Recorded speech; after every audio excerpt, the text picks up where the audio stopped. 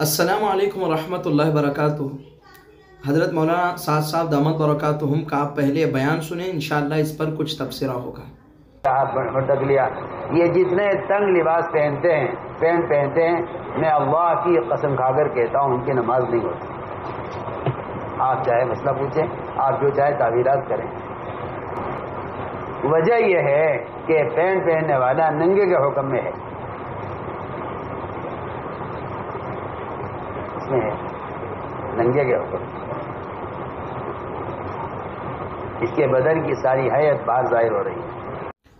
जी हाँ नाज़रीन, मौलाना साद साहब को दारुल उलूम देवबंद और अहले इल्म के जानिब से पहले भी ये तंबीह की गई है कि आप ऐसे बयानात न दें और ऐसे बयानात न करें जिससे उम्मत में इंतशार पैदा हो।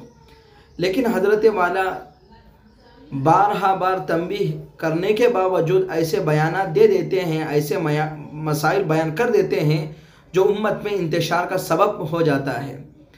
अब हाल में हज़रत का एक बयान और एक मसला वायरल हो रहा है नमाज के अंदर चुस्त लिबास पहनने के ताल्लुक़ से। हज़रत मौलाना साद साहब दामद बरकातुहुम कसम खाकर ये बयान फरमा रहे हैं, जो नमाज चुस्त लिबास पहनकर पढ़ी जाए, पैंट पहनकर पढ़ी जाए, वह नमाज होती ही। अब सवाल ये है, क्या ये हज़रत ने जो मसला बयान फरमाया, क्या ये मसला सही है? दारुल उलूम देवबंद से जब इस मसले के बारे में सवाल किया गया कि क्या पैंट पहनकर नमाज़ पढ़ने से नमाज नहीं होगी, तो दारुल उलूम देवबंद ने जवाब दिया कि पैंट अगर ढीला ढाला है जिसको पहनकर नमाज़ पढ़ी जाए तो नमाज जायज़ है। अगर चुस्त है पैंट जिसको पहनकर नमाज पढ़ा जा रहा है तो वह नमाज सख्त मकरूह है।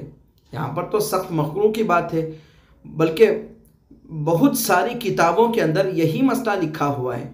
लेकिन हज़रत वाला अल्लाह की कसम खाकर कह रहे हैं कि नमाज बिल्कुल नहीं होगी। भाई कैसी बात है? अब कितने सारे मसाइल ऐसे बयान किए हुए हो जिससे उम्मत में इंतशार पैदा हुआ है, तान व तशनी हो रही है, गीबतें हो रही है। भाई आप कब रुकोगे इन चीज़ों से? हम आपकी इज़्ज़त करते हैं, अल्लाह ने आपसे दीन की बड़ी खिदमत दी है, आपके अंदर उम्मत का फ़िक्र है और आपके बयानात को आलम सुनता है। आपको चाहिए कि आप जब बयान करो तो सोच समझ कर करो, मेहरबानी फरमा कर। हम आपकी खूब और दिल से इज़्ज़त करते हैं।